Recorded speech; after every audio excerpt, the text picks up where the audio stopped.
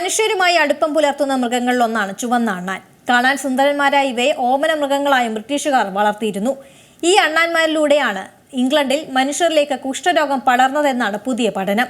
ഇരു ജീവിവർഗങ്ങളുടെയും സഞ്ചരിച്ച് ജനിതക മാറ്റങ്ങൾ സംഭവിച്ചാണ് അപകടകാരിയായ കുഷ്ഠരോഗം ഉണ്ടായതെന്നും മനുഷ്യരിലേക്ക് എത്തിയതെന്നുമാണ് ഗവേഷകരുടെ കണ്ടെത്തൽ.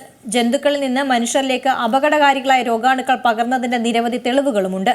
കുഷ്ഠരോഗത്തിന്റെ ചരിത്രം രോഗാണുവാഹകരെന്ന നിലയിൽ ചുവന്ന അണ്ണാന്മാരെ കൂടി ഉൾപ്പെടുത്താതെ പൂർണ്ണമാവില്ലെന്നാണ് സ്വിറ്റ്സർലൻഡിലെ യൂണിവേഴ്സിറ്റി ഓഫ് ബാസലിലെ ആർക്കിയോളജിസ്റ്റ് പറയുന്നത്.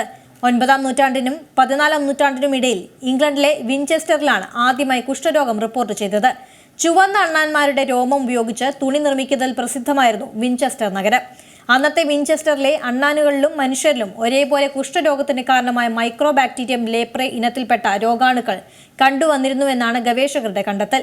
ഈ കാലഘട്ടത്തിൽ ജീവിച്ചിരുന്ന മനുഷ്യരുടെ ഭൗതികാവശിഷ്ടങ്ങളിൽ നിന്നും ശേഖരിച്ച 25 അസ്ഥികളിൽ നടത്തിയ ജനിതക പഠനങ്ങളാണ് കുഷ്ഠരോഗത്തിന്റെ തെളിവുകളായുള്ളത്.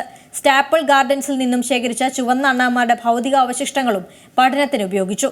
12 അണ്ണാന്മാരുടെ അവശിഷ്ടങ്ങളിൽ കുഷ്ഠരോഗാണുവിന്റെ സാന്നിധ്യം സ്ഥിരീകരിച്ചു.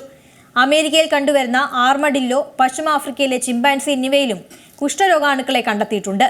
എങ്കിലും കുഷ്ഠരോഗാണു ആദ്യം കണ്ടെത്തിയ ജീവിയാണ് ചുവന്ന അണ്ണാൻ. മനുഷ്യരിൽ നാഡികളുടെ ക്ഷതത്തിനും കാഴ്ചയും മണവും നഷ്ടമാവുന്നതിനും മുടികൊഴിച്ചിലിനുമെല്ലാം കാരണമാവുന്ന ഈ രോഗം ചികിത്സിച്ചില്ലെങ്കിൽ ശരീരഭാഗങ്ങൾ തന്നെ നഷ്ടമാവുന്ന അത്രയും ഗുരുതരമായി മാറും.